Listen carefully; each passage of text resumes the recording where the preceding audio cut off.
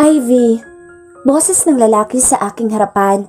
Nakasuot siya ng puting long sleeve, polo shirt na nakatupi hanggang manggas. Kahit ilang beses kong idilat ang aking mga mata upang maging malinaw sa akin ang kanyang postura at mukha, ay hindi pa rin umuubra. May hawak-hawak siyang glass of tequila. Nakakalas naman ang kanyang dalawang botones mula sa ibabaw, showing a little side of his chest hair. Matipuno ang kanyang pangangatawan at matangkad. Nang umiling ako ay lumapit siya sa akin. Umatras ako ng 3 hakbang hanggang maramdaman ko ang malamig na pader sa aking likuran. Itinukod niya ang kanyang isang kamay sa giliran ko at inilapit ang malabong mukha niya sa akin. Cheating is a key to escape, Ivy. Bulong niya sa akin tenga. He gently caressed my cheek down to my neck. Napapikit ako ng mariin nang maramdaman ang hindi ordinaryong sensasyon na handog niya sa aking katawan. Hindi man malinaw ang kanyang mukha, ang ngisi sa kanyang labi ay sapat na upang makita ang kanyang reaksyon. We'll see then. Hanggang napagtanto mong wala ng ibang paraan. Aniya, as sarcasticong tumawa. Mabilis akong napabangon dahil sa panaginip na iyon. These past few nights, 8 hanggang 10 beses akong binibisita ng naturang lalaki sa aking panaginip. May kakaiba sa kanyang pagkatao. At iyon ang hindi ko maipaliwanag. Hindi ko alam kung ano motibo niya o sadyang may kinalaman lang ang kanyang presensya sa aking nakaraan. It's past midnight. Bakit ka pa nagising? Bumaling ako sa direksyon ng baritonong boses. There, I saw my husband, Richard. Mukhang kakarating lang niya mula sa opisina dahil nagbibihis pa lang siya nang magising ako bigla. Nagising lang ako? Tugon ko sa kanya. Sumulyap siya sa akin bago inayos ang zipper ng kanyang shorts. Binangungot ka na naman ba? Tanong niya nang hindi nakatingin sa akin. Umilaw ang kanyang phone sa kanyang mukha habang nagtitipad dito. Tumayo ako upang pumunta sa CR. Oo, tipid kong tugon nang makarating ako. Nang hilamos ako ng mukha at napatingin sa refleksyon sa aking harapan. Hindi ko maipaliwanag ang pakiramdam sa tuwing nakikita ko ng paulit-ulit ang ginoong iyon sa aking panaginip. Ngunit sa tuwing nagigising ako, nakakalimutan ko ng buong buo ang kanyang mukha. 8 buwan na ang nakakalipas nang bumangon ako mula sa pinakamahabang tulog na nangyari sa buhay ko. Hindi ko alam ang kaganapan bago nangyari iyon. Hindi ko alam kung bakit wala ko naaalala at kahit hanggang ngayon. Pinampanan ko naman ang pagiging asawa kay Richard pagkatapos ng trahedya kahit wala akong maalala. Kung walang sinabi si Miss Amelia Gozon, ang kanyang ina tungkol sa pagsasama namin, hindi ko alam kung saan ako pupulutin. I'm living with Richard for 8 months in a 2-story condo unit dito sa Roma. Pero pakiramdam ko, may kulang. Gusto kong hanapin ang sarili ko, pero hindi ko rin alam kung kailan magsisimula. I feel so lost since I woke up, ngunit natatakot ako. Natatakot akong maiwan siyang mag-isa. I mean, he is my husband. Why would I leave him when we are bound to be together? Masasaktan ko lang siya. Lumabas ako ng comfort room pagkatapos kong mag-ayos upang makatulog na ng maayos. Si Richard ay nasa ibabaw na ng kama at nakasandal sa headboard habang ang ilaw ng laptop ang tumatama sa kanyang mukha. Nakatuon ang buo niyang atensyon dito. Kung ano ang kinamamangha ko kay Richard, iyon ay ang kanyang pagiging passionate sa paghahandle ng business. Masipag siya sa negosyo. Walang reklamo sa kanya bukod sa malamig na trato niya sa kanyang mga empleyado. Humiga ako sa tabi niya at inangat ang kumot sa aking katawan. Tumalikod ako sa kanya at hindi na siya inabala. Naririnig ko naman ang pagtipa niya sa laptop, making it harder to go back to sleep again. Napatingin ako sa malaking bintana sa aking tabi, kung saan makikita mula roon ang buhay na syudad. Ni hindi ako kailanman nasanay sa ganitong modernong tanawin kahit 8 buwan na ang nakakalipas. Tila bago sa akin ang paningin at tila ngayon ko lang naramdaman ang buhay na tinatamasa ko sa kasalukuyan. Gusto ko silang tanungin pero nauunahan ako ng takot. Namayani ang katahimikan ilang sandali. Mula sa aking likuran, naramdaman ko ang paghiga ni Richard at ang paglapit ng kanyang mukha sa aking likuran. "Kumustang araw mo?" tanong niya sa inaantok na boses. Ikaw kumusta? Kumusta ang bagong major shareholder? Tanong ko sa kanya. Recently, may isang shareholder ang bumili ng mahigit kalahating porsyento ng shares, ang Fame Incorporation, isang jewelry manufacturer and retailer company na dito sa Italia ang main headquarter na pagmamay-ari ng ama ni Richard. Ngunit hindi ko nakikilala kung sino ito. Gumuhit ang ngiti sa kanyang labi, ngunit hindi iyon nangangahulugan ng kasiyahan. Huminga siya ng malalim at napatingin sa kawalan. Bukas malalaman ko sino ang karapat-dapat sa CEO's position. Aniya sa kalmadong tono. I badly need your presence. Ikaw ang lakas ko. Patuloy niya at niyakap ako ng mahigpit. Pero bakit malungkot ka? Tanong ko sa kanya. Hinimas ko ang kanyang matigas na braso na namamahinga sa aking tiyan. Umiling naman siya, denying my words. Hindi ako malungkot, natatakot ako. Aniya. Hindi siya kailanman pinagkatiwalaan ni Mr. Leonardo Gozon, ang kanyang ama. Nag-iisa siyang anak pero mas anak pa ang turing ng kanyang ama sa kanyang pinsan na si Kevin. Mabuti na lang at nariyan ang kanyang ina. He's a current CFO pero mas nais niyang maging CEO. Ngunit hindi ang papa niyang may hawak ng desisyon kahit anak niya pa si Richard. Kung hindi, ang board of director, including the shareholder. You can do it, ngumiti ako. Kapag nakaalala ka na, babalik tayo ng Pilipinas. Aniya at hinalikan ako sa noo. Parati niyang sinasabi ito sa akin ngunit sa tuwing nanghihingi ako ng detalye tungkol sa nakaraan namin ay nagagalit siya. Kung hindi ko nakita mga pictures namin together at saka ang wedding pictures, hindi ako maniniwala sa mga naririnig ko sa mga sinasabi ng pamilya niya. I couldn't imagine how happy I was before my memory was lost. Nakikita ko sa mga litrato ang mga ngiti ko. Ibang-ibang saya ng dating ako kumpara sa ngayon. At kapag naging CEO na ako, pwede tayo magkaroon ng anak. Aniya, nalula ako sa taas ng pangarap niya. Nais ko lang ang simpleng pamumuhay, ngunit kailangan kong tanggapin ang katotohanan. Unti-unti niyang nilalapit ang kanyang mukha sa akin. Pumikit ako, anticipating a kiss. Nang dumampi ang labi niya sa akin, ay tinugudan ko ito ng marahan. Madalas itong mangyari tuwing gabi. Kung hindi kami nagkakaroon ng sagutan, nagkakaroon ng kwentuhan at halikan. Ngunit hindi umaabot sa puntong madalas na ginagawa ng mag-asawa. Hindi ako handa. Are you ready? Tanong niya sa akin nang pumasok kami sa elevator. Tumango ako sa kabila ng kabang nararamdaman. Bukod sa mangyayari ngayon, kinakabahan din ako sa aking suot. I am wearing a bodycon off-shoulder black dress. Hindi ako komportable ngunit ito ang pinili ni Richard para sa akin, para maging presentable sa board. Napahawak ako sa braso ni Richard nang pagbuksan kami ng pintuan nang makarating kami sa conference room kung saan gaganapin ang declaration sa new CEO ng Fame Incorporation. Agad kaming binati ng mga kalalakihang nakasuot ng coat and tie at iilang kababaihan. Malawak ang naturang conference room at kaunti lang ang liwanag. Majority sa malaking screen sa harap ng gagaling. Pinakilala naman ako ni Richard sa bawat board na nasa loob. Nakita ko si Mr. Leonard sa pinakadulo at sa kanyang giliran ang pinsan ni Richard na si Kevin. Nag-uusap sila ng masinsinan at lalapitan ko na sana sila nang pinigilan ako ni Richard. Everyone! Bumaling kami sa direksyon kung saan nanggaling ang boses. Nakatayo ang isang babae sa harap ng screen habang nakataas ang kanyang dalawang kamay na tila kinakalma ang lahat. Let's wait for the majority shareholder to arrive for about 5 minutes. Aniya at ngumiti. Sari-saring bulungan ng namayani. Mas lalo kong kinabahan nang mapuna ang naglalarong ekspresyon sa kanilang mga mukha.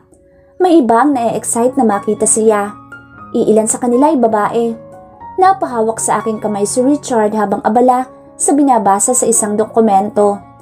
Napatingin naman ako kay Kevin sa hindi kalayuan.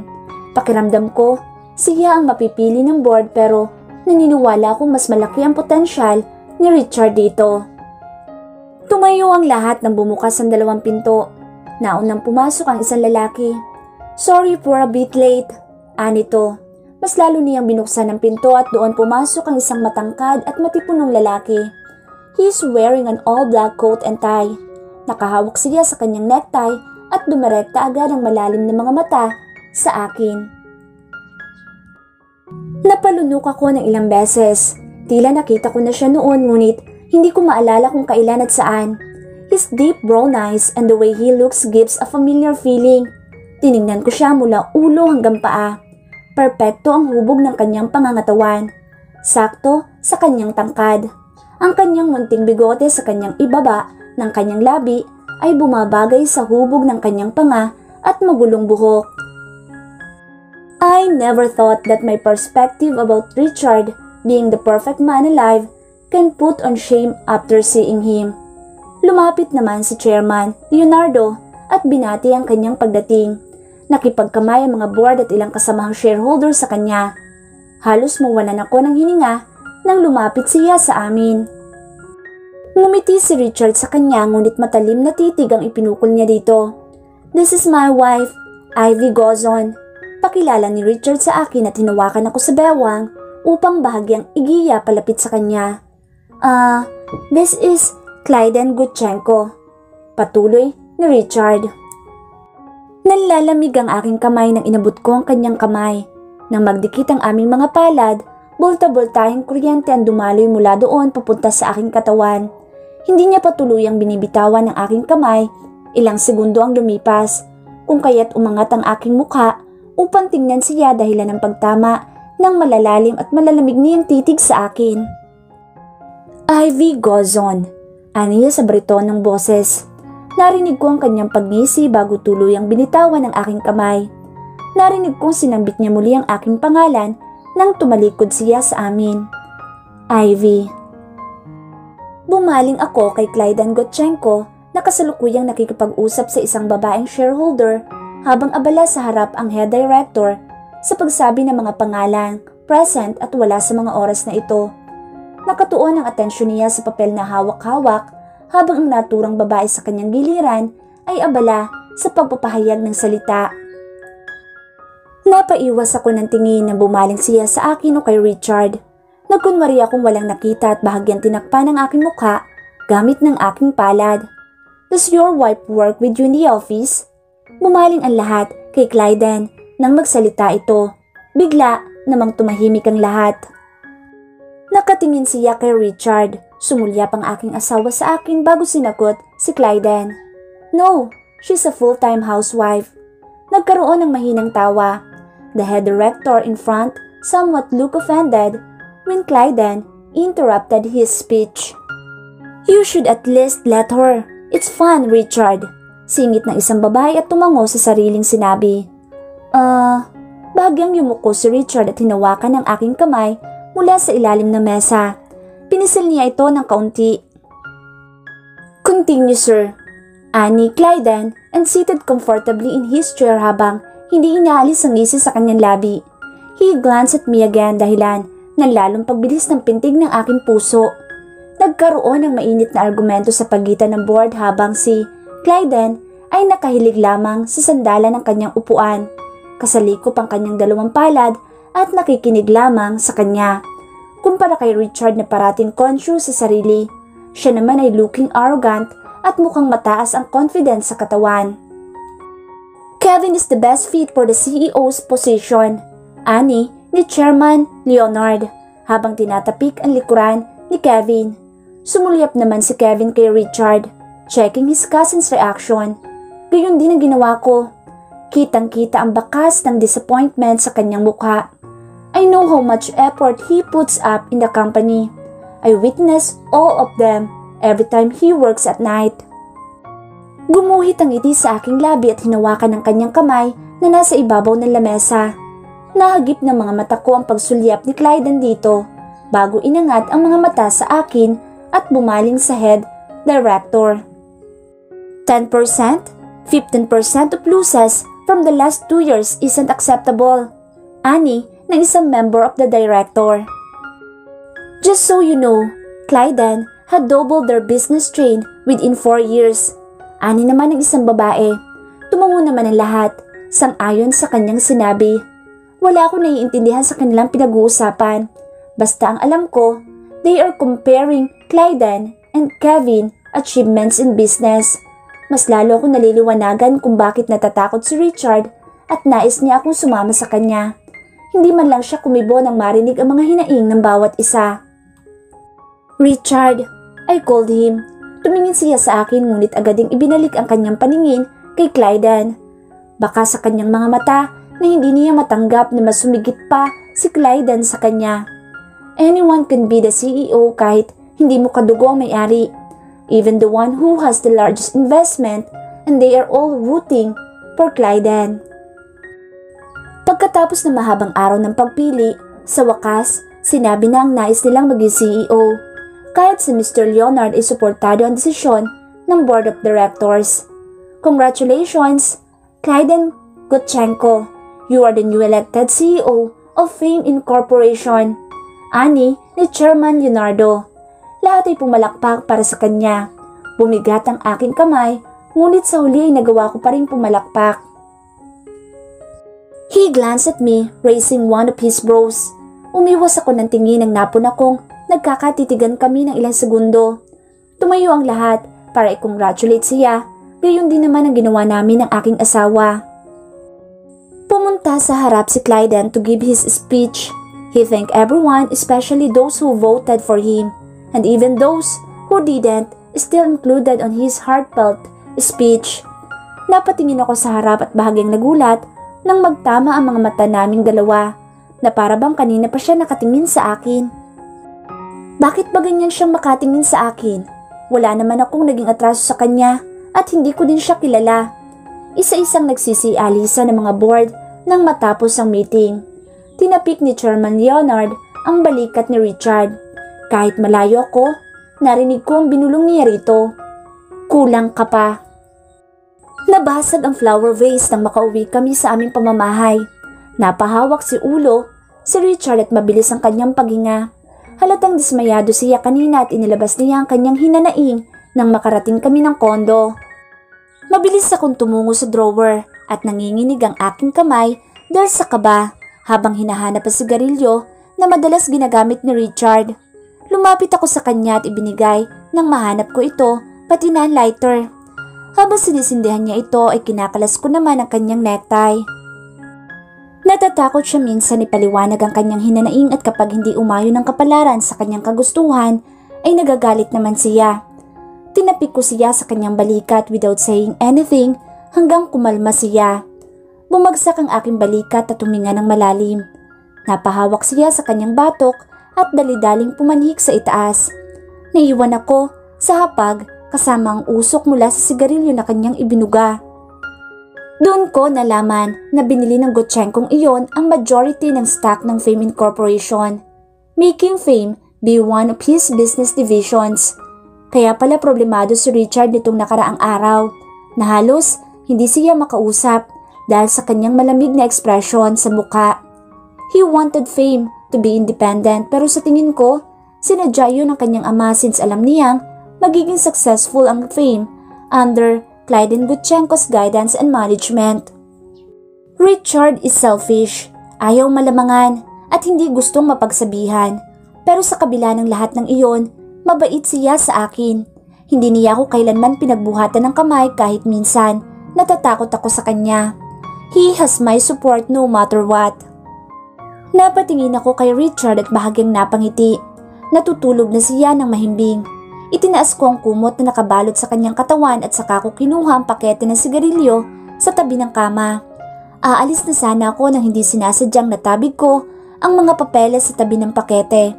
Nahulog silang lahat ng dokumento sa sahig. Umupo ako at isa-isang kinuha ang mga ito nang mapuna ang isang bank transaction files at naka-attach doon ang isang passbook. Nanlaki ang mga mata ko sa gulat nang makitang 3 consecutive withdrawal transactions ang nakapaloob sa ikalawang pahina. Hindi lang ito simpleng withdrawal dahil katumbas 3 milyon euro mahigit ang bawat transaction. Isa-isa kong iniskan kung saan niya ginamit ang perang iyon. Mas lalong lumuwa ang aking mga mata nang makita ang transaction number ay tumutugma sa isang papeles. It was company's money at ginamit niya sa personal na pangangailangan. Nanginig ang aking kalamnan nang makita ang halaga ng utang na kailangang mabayaran sa Fame. Kaya ba hindi siya kailanman pinagkatiwalaan ng kanyang ama? Because of this, napakalaking halaga nito. Ibebenta niya ang kanyang kaluluwa sa demonyo upang mabayaran lang ito if there's no other ways. Hindi ako makakatulog kakaisip. Hindi dapat ako nangingialam since I'm only his wife. Pero hindi. Hindi ko kayang tumahimik na lang habang ang asawa ko ay may kinakaharap na problema. Bumabagabag pa rin sa aking isipan kung saan niya pinagamitan ang perang iyon. May foundation ba siya?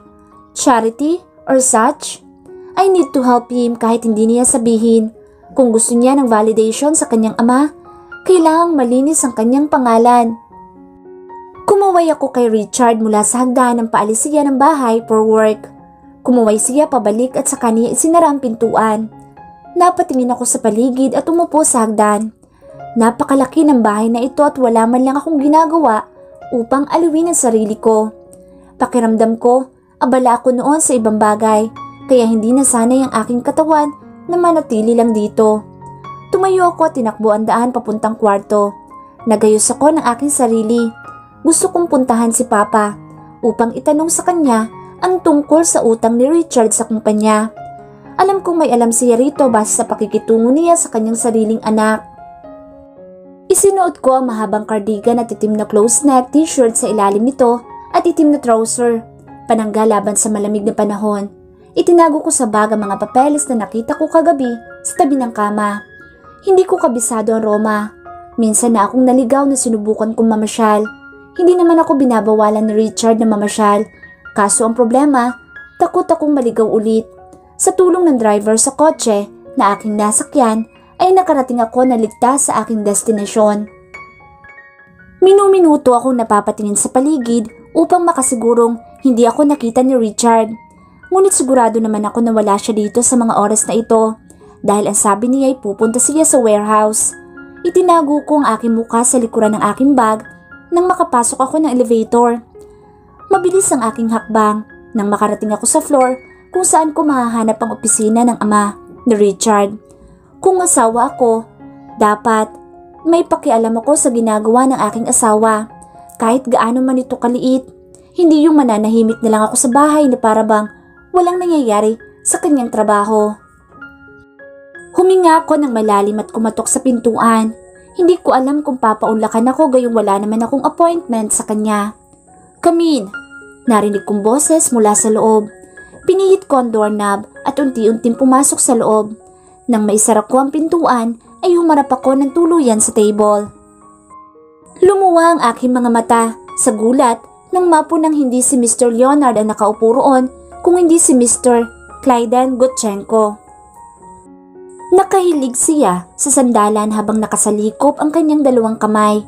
Matalim at malamig na titig ang ipinukol niya sa akin. Anong ginagawa mo dito? Hindi makapaniwalang tanong ko. Pumikit ako ng mariin nang hindi siya nakapagsalita agad. Siya ito dapat ang may karapatang tanungin ako ng ganyan. Muntik kong makalimutan na siya ang bagong CEO ng Fame. Kailangan ng presensya niya dito. Napalunok ako at napaiwas ng tingin nang tumayo siya.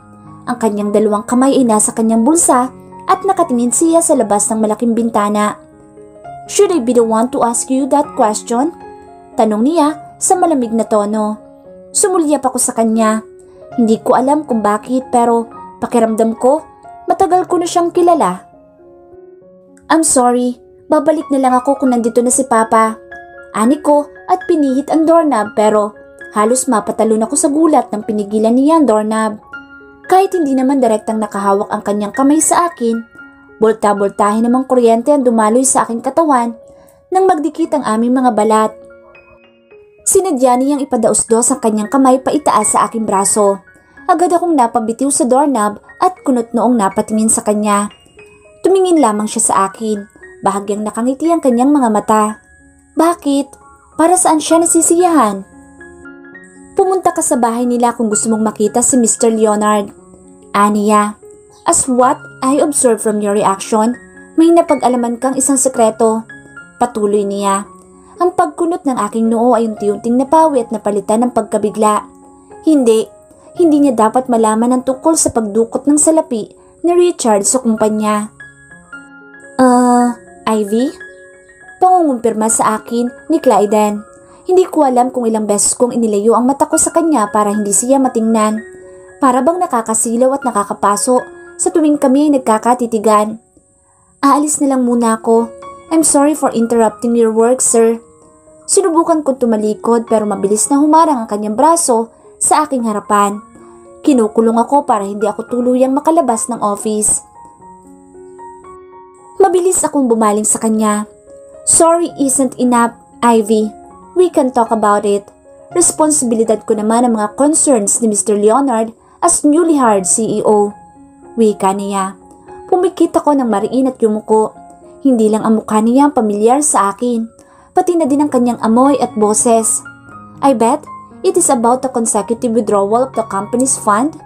Patuloy niya na nakapagpamulat ng aking mga mata sa gulat. Ngumisi siya nang makita ang reaksyon ko. Paano mo nalaman?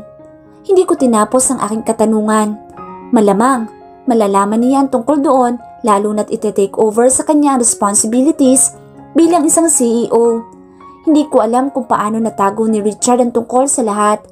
Pero siguradong magtataka si Clyden at hahalugugin niya ang buong transactions. Ma-reconcile lang ang record. I don't want Richard to get caught. May pangarap pa siya. May kailangan siyang ipakita sa kanyang ama at bilang isang asawa niya, narito ko para tulungan siya. I can help you and your husband with it. Of course you have to. Tugon ko sa kanya. Inalis niya ang brasong nakaharang sa dadaanan ko at humakbang sa aking tagiliran, partikular sa likuran ng pintuan para mapigilan ang paglabas ko. Buong katawan niya ang hiniharang doon. Ano nga ba ang kailangan niya sa tulad ko? Kung lulatasin ko ang problema niya in legal ways, posibleng kakasuhan siya ng sarili niyang ama at malalagay sa panganib ang current position niya at ng iba pang taong involved. Aniya. What do you mean? May paraan para hindi mangyari ang bagay na iyon. May ideya siya para sa maling paraan. Hindi agad siya nakapagsalita. Nakatingin lamang siya sa aking mga mata ng matagal. Umiling ako at napatingin sa kawalan.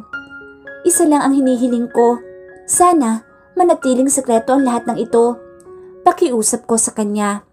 Huminga siya ng malalim at bumaling sa chandelier na nasa ibabaw. You never change. Narinig ko mahinang boss niya pero hindi ko na nakuha ang laman ng salita. Mr. Gutchenko, please, I'm begging you.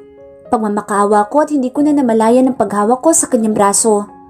Napatingin siya sa kamay ko at doon ko napagtanto ang ginawa ko. Pumikit siya ng mariin na para bang ang laki ng problema niya bago niya ako tiningnan muli. Nang maidilat muli ang kanyang mga mata ay matalim itong ipinukol sa akin. Dolce Amore Cafe and Restaurant by Caviar Street, 7 p.m. I'll wait for you there. Aniya at pinihit ang doorknob. Saka binuksan ng malaki ang pinto. May mga negotiation na hindi dapat dito tinatalakay. Patuloy niya. Wala pa akong nakukuhang sagot mula sa kanya pero bakas sa reaksyon ng kanyang mukha at pag-igting ng kanyang panga na may maalaga siyang sasabihin sa akin.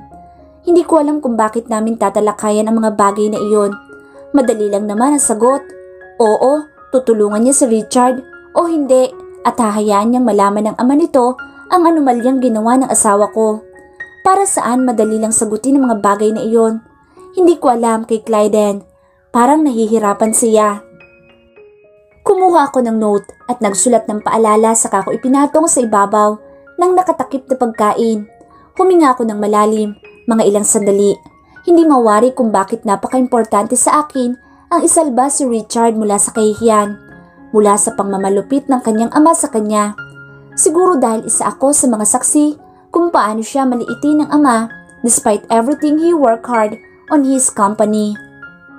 Ganito din ba ako noon sa kanya before I lost my memories? Kung hindi lang ako nawala ng alaala marahil, natutulungan ko siya bilang kanyang asawa. He doesn't have to suffer this much. Kailangan ko na talagang mapagkonsulta sa doktor to see kung ano ang pwedeng gawin para manumbalik ang alaala ko. Pain reliever lang iniinom ko tuwing sumasakit ang ulo ko. Kung may sapat na oras lang sana si Richard para samahan ako sa ospital at kung hindi lang sana ako pinipigilan. Inihiga ko ang aking ulo sa mesa at napatingin sa sariling refleksyon sa salamin na nasa tagiliran. I look so pale. Kulang na lang ilagay ako sa kabaong. Hindi ko alam kung dahil sa malamig na klima o sa natural ko itong kulay. Nawawalan na ako ng sigla dito pero hindi ako pwedeng sumuko. Richard needs me, lalo na't may problema siyang tinatago ngayon. Nagayos ako bago lumabas ng kondo. Nagsuot ako ng hanggang tuhod na cardigan at kulay maroon na scarf. Malakas ang pintig ng puso ko at baka magkasalisi kami ni Richard dito. Pero sigurado akong bihira lang naman ang pagdating niya ng maaga. Hindi ko kabisado ang Roma. Sumakay ako ng bus at nagtanong-tanong kung saan lugar ang tinutukoy niya. Bukod sa hindi pamilyar sa akin ang lugar na ito, nahihirapan din akong intindihin ang kanilang lengguwahe. Tinago ko ang aking mukha sa scarf at nang makita ang signage na may nakasulat na sinasabi na street ni Clyden, kanina ay bumaba na ako. Pinuksan ko ang naturang cafe at agad ako sinalubong ng isang waitress na sa tingin ko ay Pinay. Kaunti na lang ang mga customers, nabibilang lang sa aking mga daliri. "Are you Ivy Gozon?" Tanong sa akin ng isang matangkad na lalaki. Bumaba ng paningin ko sa kanyang name badge. Genesis. Hindi ako sigurado kung Pinoy siya pero sa kanyang pananalita at mukha ay masasabi kong oo. Tumango ako at sa kanya tinuro ang isang gilid na may nakasulat sa pinto na "For VIP customers only." Thank you. Pasasalamat ko at humakbang papunta roon pero napahinto ako at muling lumingon sa kanya. Clyden Gutchenko. I was looking for him. Hindi ko alam kung paano niya nalaman ang pangalan ko pero malakas ang kutob ko na si Clyden ang may pakana noon. He is patiently waiting inside. Tipid niyang tugon at saka umalis. Binuksan ko ang pinto at doon ko nakita si Clyden na nagbabasa ng dyaryo. Nakadikwatro ang kanyang mga paa at may mainit na kape sa kanyang harapan. Nilakasan ko ang loob ko at lumapit sa kanya dahilan ng pagkuha ko ng kanyang atensyon. "Take a seat," imbita niya. Tumango ako at umupo sa harapan niya. Hindi ko napansin na may isa pang kape na nakalatag sa mesa. "You're late. Malamig na ang kape mo." Hindi ako pamilyar sa lugar at ngayon lang ako nakapunta sa ganito kalayo. Wika ko. Naibaba niya ang dyaryo at napatingin sa akin. Hindi ko maipukol ang mga mata ko sa kanya. "Hindi ka ba pinapasyal ng asawa mo?" Tanong niya. Hindi ako sumagot. Hindi na niya kailangang malaman ng tungkol doon dahil kabilang sa personal na mga bagay na iyon. "I'm in a bit of hurry. Kung pwede, wag na natin pag-usapan ng hindi importanteng bagay. Nandito ako para malaman ang sagot mo at kung paano mo matutulungan si Richard." Napatingin ako sa wall clock. Kapag nagtagal ako hanggang 8:30 o'clock, dito, malalagot ako kay Richard. Pinag-ekas niya ang dalawang braso sa tapat ng kanyang dibdib, sabay gising ng bahagya. "Fine," tipid niyang sambit. "I'll finance your husband's billion debts with my own money. Walang makakaalam tungkol sa sekretong ito tungkol sa krimen na ginawa ng asawa mo."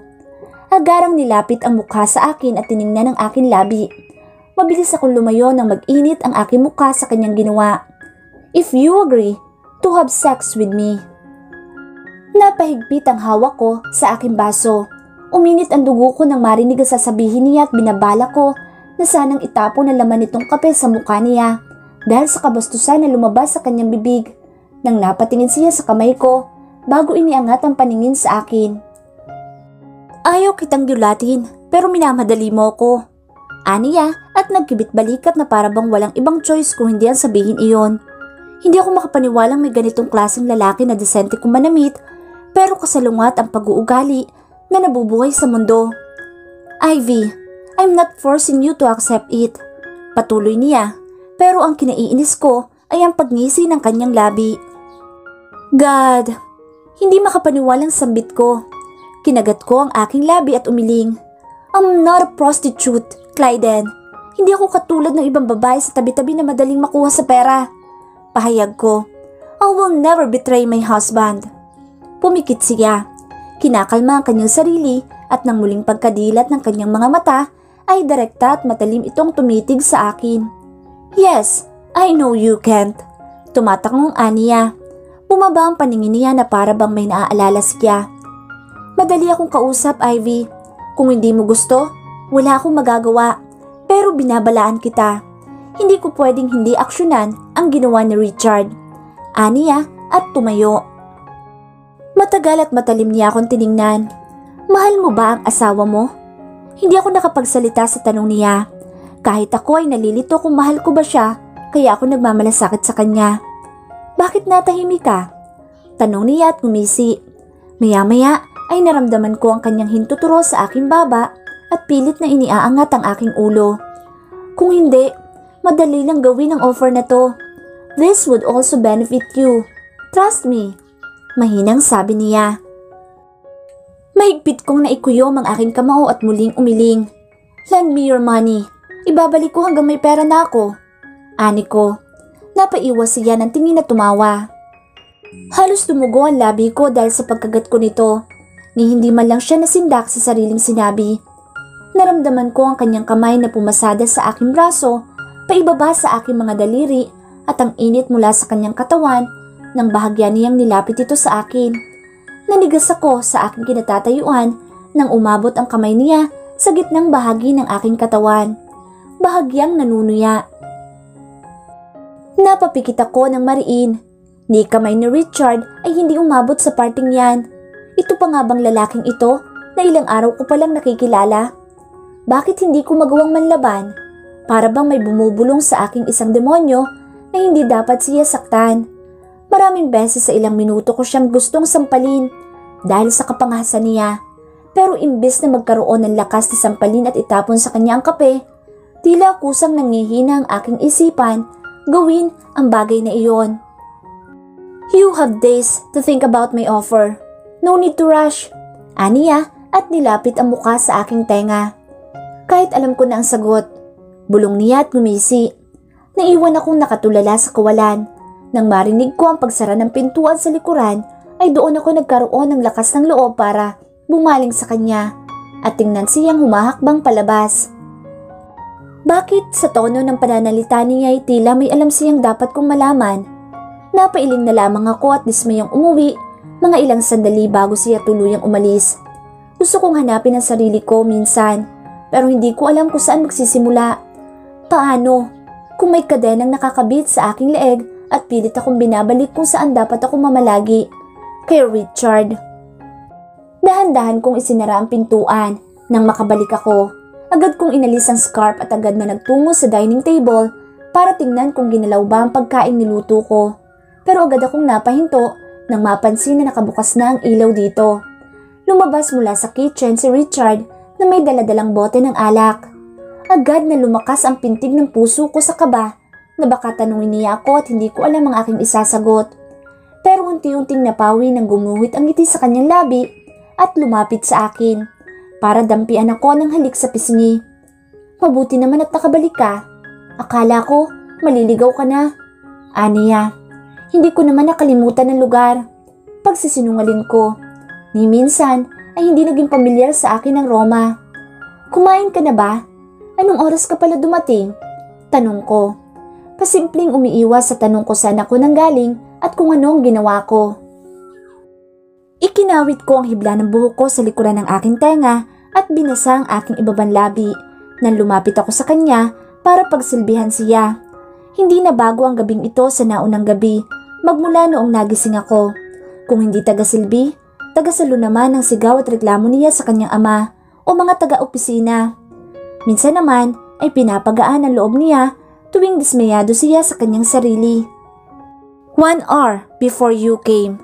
Aniya, napatingin ako sa pagkain. Hindi niya ginalaw. Walang bawas pero medyo malamig na ito. Hinintay kita para sabay na tayo kumain. Pinilit kong ngumiti at tumango. Isa ito sa bihirang gawin ni Richard, ang sumabay sa aking kumain. Madalas siyang galit o wala sa mood tuwing umuwi, kaya nakakapanibago. I hope you enjoy going outside. Cheer? Tanong niya at itinaas ang baso na naglalaman ng champagne. Hindi ako umiinom ng alak, kaya ang baso ng tubig ang aking binangga sa kanyang baso.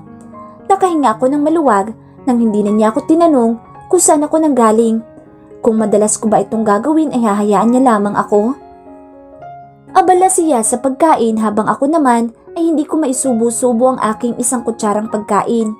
Naalala ko ang ngisi ni Clyden at ang kanyang boses. Hindi ito mawala sa isip ko. Pinilit kong alalahanin kung saan ko siya nakita. Pero naging dahilan lang naman iyon ng pagsakit ng ulo ko. Napabitaw ako sa kutsarang hawak at pinagdikit ang aking hintuturo sa aking sentido. "Are you okay?" Tanong sa akin ni Richard. Malumanay ang kanyang boses pero nang tiningnan ko siya ay parang ibang tao ang nakikita ko. Taong gusto kong tanungin kung saan niya pinagkagastuhan ang winidro niya sa fund. Nangingitim ang ibaba ng kanyang mga mata at balbas niya naman ay tumutubo na. Stress na stress ang mukha niya, kaya minsan ay nakakaawa siyang tingnan. Pero pinipilit niyang pinapagaan ang atmosphere dito sa bahay, kahit napakabigat na at minsan parang binabahayan na ng lungkot at galit. Nakahawak siya sa aking likuran at saka ako ngumiti. "Huwag kang mag-alala." Ngumiwi siya at muling bumalik sa iniinom niya. "Kaya ayaw kitang payagan na lumabas dahil baka hindi kayanin ng utak mo ang klima sa labas." Sabi niya pa. Hindi na ako muling nagsalita pa at baka kung makikipag-argue ako sa kanya ay umabot sa hindi maganda ang usapan namin dalawa. "Ikaw, kumustang araw mo?" Tanong ko sa kanya. Umiwas siya ng tingin at nilagok muli ang champagne. "Walang pinagbago. My father still hates me." Tugon niya. Hindi agad ako nakapagsalita. Kahit anong sikap niya mapansin ng ama ay hindi pa rin umuubra. "Do you trust me?" Tanong ko at saka ko ipinatong ang aking braso sa kanyang balikat. Napatingin siya sa akin. "Ano bang klaseng tanong yan? Asawa kita, Ivy. Malamang." Aniya at sinundan ng tawa. Ngumiti ako at ipinatong ang aking ulo sa kanyang balikat at napatingin sa kawalan. "Gustong-gusto kitang tulungan, Richard. Kahit sa anong paraan. Ayaw kong masira ang relasyon natin. Pero baka sa paraang gugustuhin ko ay baka hindi mo na ako kayang hawakan pa." Unti-unti kong pinikit ang aking mga mata. Hindi ko alam kung saan ko gustong kumawala at bakit pinipigilan ako ng konsensya na huwag pabayaan ang buhay na ito kasama si Richard. Nababalot sa sariling dugo isang babae sa aking tabi. Hindi ko maaninag ang kanyang mukha. Pilit ko siyang inaabot pero bumibigat ang aking braso sa tuwing sinusubukan ko siyang abutin. "Ipaalam mo sa kanya." Agaran akong nakabango nang tumunog ang aking cellphone. Tumama ang liwanag mula sa araw na kumakalawa sa bintana. Nakapako ang aking katabi at napansin na wala na roon si Richard. Isang umaga na binisita ng isang panaginip na naman pero sa tuwing nagigising ako ay nalilimutan ko ang detalye. Mabilis kong kinuha ang cellphone at lalabas na sana para tingnan kung nakapag-breakfast na ba si Richard o tumungo na siya sa kanyang trabaho o kung hindi lang natigilan nang marinig ang isang pamilyar na boses. "Good morning, baby." Sa tonong nangaakit at tila nanunuya, hindi ko na kailangan tanungin kung sino siya. "Clyden? Paano mo nakuha ang number ko?" Tanong ko kay Clyden sa kabilang linya. Hindi siya nagsalita. Narinig ko lang mahinang kaluskos at kanyang hininga. "Magic," tipid niyang sabi na para bang hindi na importante kung paano niya nakuha iyon. Kung sa bagay, maaari niyang hingin iyon sa parents ni Richard. Tutal, malaki naman ang tiwala ni Mr. Leonard sa kanya. "Anong kailangan mo sa akin?" Tanong ko. "You don't have to get mad while asking, Ivy. Wala pa naman ako sinasabing masama." Aniya tumalakhak. Kinalma ko ang sarili ko. Kapag napag-alaman ito ni Richard na may tumatawag sa akin, siguradong magdududa siya. Kailangan kong iwasan ang pakikipag-usap kay Clyden para hindi kami mapaghalataan. Pero paano ang offer niya? "Have you thought about it?" Tanong niya. Kahit hindi niya sabihin ng buong detalye, alam ko ang tinutukoy niya. Hindi agad ako nakapagsalita. Gusto kong tanggapin pero hindi ko gustong mabahiran ng kasamaan ang pagsasama namin ni Richard. Hindi ganito ang buhay mag-asawa, hindi ba? "Huwag mo nang pahirapan ang sarili mo." Patuloy niya. Narinig ko ang doorbell mula sa kwarto. Pinagtaka ko kung sino ang naroroon ng ganito kaaga, kaya dali-dali akong bumaba para sulubungin ito. Napahinto ako sa pagpihit ng doorknob nang mapansin na wala na ang sapatos ni Richard na madalas niyang gamitin sa pagpunta ng trabaho. Mukhang natutulog pa ako nang umalis siya at hindi na nag-abalang gisingin ako. Gumuhit ang ngiti sa akin labi. Noon, madalas siyang nagagalit sa tuwing wala akong hinahandang almusal sa kanya. Ngayon ay mukhang naiintindihan na niya. Napawi ang ngiti ko nang makita ang mukha ni Clyden sa labas ng pintuan. Nakangiti siya habang nakatapat ang kanyang phone sa kanyang tenga. Anong ginagawa? Hindi ko pa natatapos ang aking sasabihin nang humakbang siya papasok na para bang kaharian niya ang pamamahay ng asawa ko at kapangasan ng tanungin siya kung bakit siya naroroon. Nilibot niya ang paningin sa buong bahay. Clyden, hindi ka pwede dito. Hindi ko napigilan ang pagtaas ng aking boses, dahilan ng pag-echo nito sa 4 na sulok ng kondo. Makikita ka ng asawa ko. Ano na lamang ang iisipin niya? Na pati asawa niya ay inagaw mo din? Ang CEO position na dapat sana para kay Richard ay napunta na sa kanya, kung hindi lang malakas ang kapit niya sa board at sa may-ari ng Fame. Sa wakas ay nakuha ko ang atensyon niya. Dahil mas matangkad siya sa akin, bumaba ang matalim na paningin niya sa akin. Saka niya itinago ang 2 kamay sa magkabilang bulsa niya. Wala akong inaagaw. Siya ang may inagaw sa akin. Aniya sa kalmadong tono at nilagpasan ako. Sinundan ko siya ng tingin at saka niya pinasadahan ng palad ang sofa, saka napatingin sa wedding picture namin ni Richard na nakakabit sa dingding. You look very different in that photograph. Sigurado ka bang ikaw yan? Nagbibirong tanong niya at sinundan ng pagtawa. Natigilan naman ako sa kanyang sinabi. Mukha ko ang nasa picture. Bakit niya tinatanong? I mean, ang sigla ng mukha mo dyan kumpara ngayon. Patuloy niya at napawi ang tawa nang napansing hindi ako umimik. Please, go out, Clyden. Ani ko at tinuro ang pintuan. Lumapit siya sa akin at hinawakan ang aking braso, kaya mabilis akong umiwas. Why are you afraid that Richard may find out about us? Doon din naman tayo tutungo, Ivy. Nangaakit na aniya. Pumikit ako ng mariin. Hindi ko gusto ang nararamdaman ko sa tuwing naririto si Clyden. Kung sakali ring mapag-aalaman ni Richard ang tungkol sa sekreto naming pagkikita, ay wala akong ibang sisisihin kundi ang sarili ko. Please, Clyden. Pagmamakaawa ko, taliwas sa boses ko kanina. I would love to hear you saying that on my bed. Aniya, naramdaman ko ang kanyang hintuturong pinasadahan ng aking pisngi. Bulta-bultahin namang kuryente ang dumaloy mula sa aking batok, pababa sa aking likuran dahil sa kanyang ginawa. Tired and naked. Napakuyom ang aking kamao. Kailangan kong pigilan ang sarili ko at baka magbago pa ang isip niya at iatras ang offer niya sa akin. Narinig ko ang kanyang pangisi. Ibinagsak niya ang kanyang katawan sa sofa at itinaas ang kanyang isang tuhod. Ang 2 kamay naman ay namamahinga sa sandalan habang nakaangat ang ulo. Para siyang hari, talaga kung gumalaw. Hari na bastos at walang modo. My husband is working hard habang ikaw inaabala ang buhay ng ibang tao. Wika ko sa kanya. Napatingin naman siya sa akin at saka tumaas ang isa niyang kilay. Dahil may negotiation na hindi pa natatapos. You are part of my job, Ivy. Aniya, magbihis ka. May pupuntahan tayo. Kung hindi mo gustong umalis, ako ang magbibihis sa iyo. Patuloy niya na para bang wala akong ibang choice kung hindi ang sumunod sa gusto niya. Sa ayaw at sa gusto mo. Napatingin ako kay Clyden na abala sa pagmamaneho. Wala akong natatandaan na isa siya sa mga kakilala ko bago ako nawala ng alaala. Pero kung makipag-usap siya sa akin, ay para bang hindi ako estranghero sa kanyang paningin. Straight to the point at hindi nagdadalawang isip kung dapat bang ilabas ang nilalaman ng loob niya o hindi na. Compared to Richard, he looked confident and egotistic naman kung magsalita. Si Richard ay may pag-aalinlangan sa kanyang sarili. Kapag nadidisappoint siya, ay wala siyang ibang sinisisi kung hindi ang sarili niya, pero hindi siya nag-i-improve. He was stuck in the idea of tatanggapin ako kung sino ako. He stretched his arm when he parked his car outside the hotel. Agad bumilis ang tibok ng puso ko. Hindi mawari kung ano ang gagawin namin dito. Nang humarap ako ay biglang nagtama ang mga dulo ng ilong naming dalawa ni Clyden.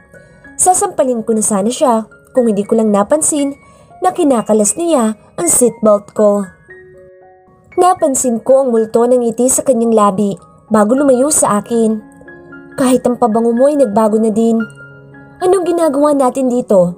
Tanong ko. Hindi pinansin ang kanyang sinabi. Kumindat siya at naunang lumabas ng sasakyan para pagbuksan ako ng pintuan. Well, see, tipid niyang tugon. This is a luxury hotel. Hindi basta-basta ang pumapasok sa mga guests dito at hindi rin maa-afford ng munting salapi lamang. Medieval ang painting sa itaas ng malaking aranyang may kulay karahel na liwanag. Meron ako nakitang modelo na madalas kong mapanood sa telebisyon na kasama isang matandang naka-suit and tie.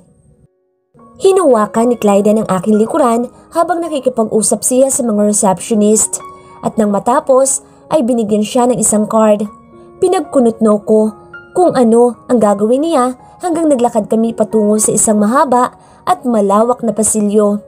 Napatingin naman ako sa mga panauhin na may magagarang kasuotan, habang ako naman ay nakasuot lamang ng cardigan at itim na scarf. Nakalugay ang aking natural na buhok na bahagyang tumatakip sa aking mukha ang mga tumatakas na hibla. Ano ba kasi ang gagawin natin dito? Bulong ko sa kanya nang pagbuksan kami ng stop ng pintuan. Agad bumungad sa akin ang napakarami at napakaingay na tao habang naglalaro ng card game at sari-saring kulay ng chips. May mga babaeng kumakandong sa mga matatandang mayayaman habang naglalaro at pinalilibutan ng mesa ng mga manonood. Bibigyan kita ng sagot kung saan winawaldas ni Richard ang pondo ng kumpanya. Bulong niya sa akin tenga habang hawak-hawak niya ang aking dalawang balikat. Iginiya ako ni Clyden na lumapit doon at nalaki ang mga mata ko sa gulat nang makita ang mukha ni Richard na seryosong nakatingin sa mga hawak-hawak na baraha at sa chips sa kanyang giliran. Totoo ang sinabi mo, he is working hard but not in the office. Nandito siya halos 4 na beses sa isang linggo. Nagsusumikap na baka palarin at manalo. Nang sinubukan niyang maglaro, hindi na siya natigil hanggang hindi na sariling pera ang winawaldas niya. Mahina, ngunit mariing patuloy ni Clyden at sinundan ng nanunuyang tawa. Ayon sa mga naging kalaro niya, pampalipas oras niya sugal sa tuwing dismayado siya at ito lang nakikita niyang paraan para mabayaran ang pondong ninakaw niya. Huminga ng malalim si Clyden. Hanggang ngayon, nakatikom pa rin ang bibig ng financial at auditor staff sa anumalyang ginawa niya. Isipin mo, Ivy, why Mr. Leonard never gave his trust to his own son? Why did the board of directors choose me and not Richard? Tanong niya. Ikinawit niya ang buhok ko sa likuran ng aking tenga at bahagyang dinikit noon ang kanyang labi, sending chills down to my spine as his hot breath lingered on my neck. Nakasalalay sa mga kamay mo ang kapalaran ng asawa mo at kapalaran ng mga taong idinawit niya. Keep playing, Richard, until you pay off your debts. Pabirong sigaw ng isang kalaro niya. Napakagat ako ng aking labi nang may napagtanto. Do you want me to inform Mr. Leonard? Mahalaga sa akin ang posisyon ko at willing akong sabihin ang totoo para lang hindi madawit ang pangalan ko. Aniya at lalo ako nang hina nang sinadya niyang idiin ang labi niya sa aking tenga. Napapikit ako ng mariin. Bakit ko ba tinutulungan si Richard gayong mali naman ang ginagawa niya? Gusto ko siyang tanungin kung bakit niya ginagawa ito pero nawawalan ako ng lakas ng loob.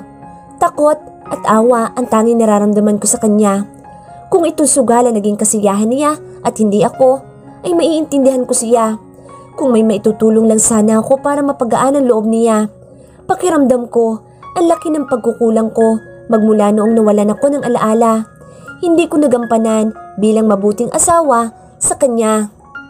Mabilis akong lumayo kay Clyden at bumaling sa kanya. Salamat at dinala mo ko dito. Napagtanto ko ang lahat na hindi ko na kailangan tanggapin ang alok mo. Diretsahan ko sabi at naglakad palabas. Kaya kong tulungan si Richard sa malinis na paraan pero parang narinig niyang nasa isipan ko sa sumunod niyang sinabi. Saan ka hihingi ng tulong kung ni isang tao ay wala kang maalala. Kinuha ko mula sa aking bag ang face powder nang may parada ni Richard ang kanyang sasakyan sa tapat ng bahay ng kanyang ina. Ayon kay Richard, matagal nang naninirahan ang kanyang pamilya sa Italia. Doon na siya mismo pinanganak kaya hindi niya kabisado ang lugar at kultura sa Pilipinas. Maliban na lang sa lengguwaheng Tagalog na madalas nilang gamitin sa pagsasalita. Napatingin si Richard sa akin nang maisara ko ang face powder. Nauna siyang bumaba at pinagbuksan ako ng pintuan. "Handa ka na ba?" Tanong niya sa akin. Gumuhit ang ngiti sa aking labi at tumango. Kanina pa ako nakahanda. Hindi na bago sa akin ang kaba sa tuwing nakaharap ko ang kanyang mga magulang. "You look anxious." "Don't be. Hindi naman sila nangangagat." Patuloy niya at ngumisi nang makababa ako. Huminga ako ng malalim. Naging visible sa akin ang usok mula sa aking bibig dulot ng malamig na klima. Inayos ko ang aking scarf nang iginiya ako ni Richard papasok ng kanilang bahay. Sinalubong kami ng mga gwardya at kinuha mula sa kamay ko ang box na naglalaman ng red velvet cake. Huminga ako ng malalim.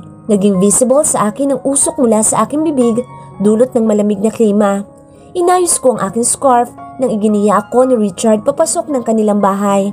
Sinalubong kami ng mga gwardya at kinuha mula sa kamay ko ang box na naglalaman ng red velvet cake. Inilibot ko ang aking paningin nang makapasok kami sa bahay. Malaki ang tahanan ni Richard, makaluma at tahimik. Isabay mo pa ang tugtog mula sa piano at mukhang kilala ko na kung sino ang tumutugtog sa mga oras na iyon. Bumaling kami sa pinanggagalingan ng musika at nahinto ito nang magtama ang paningin namin kay Mrs. Amelia Gozon. Matalim lang na mga matang ipinukol niya sa amin. Pagkatapos ay bumalik siya sa pagtugtog na para bang hindi niya kami nakita. Hindi niya man lang kami sinalubong at binati. Isang himala ang maisipan niyong bumisita dito. Aniya nang hindi nakatingin sa amin. Lumapit kaming dalawa sa kanya at saka siya pinigyan ng halik ni Richard. Nang ako sumunod ay biglang bumagal ang pagkumpas niya sa piano. "We are here for dinner, ma." "Nariyan ba si Papa?" Tanong ni Richard sa kanya. Ngumuwi si Mrs. Amelia pero ang kanyang atensyon ay nasa tinutugtog pa din. "Nasa itaas," tipid niyang tugon. Hindi na nagsalita si Richard.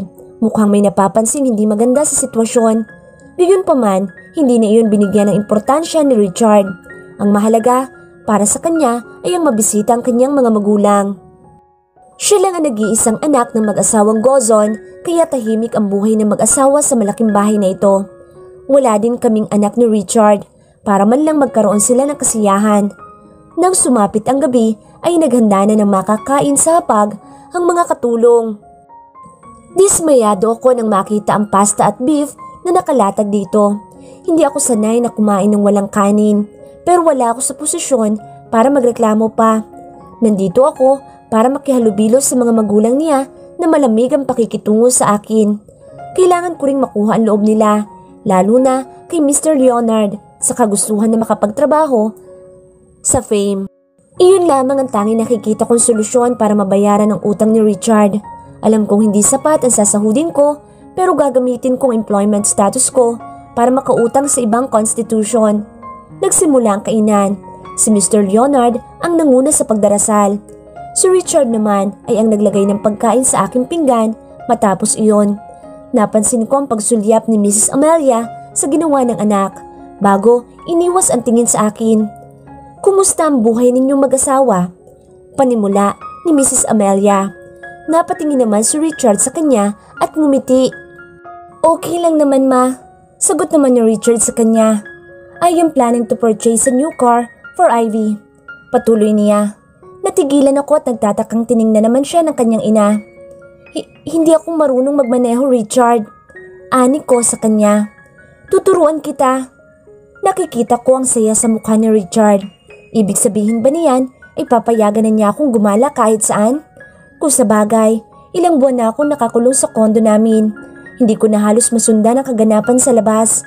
Kung hindi dahil sa mga balitang napapanood ko sa TV, malamang mangmang na ako ngayon.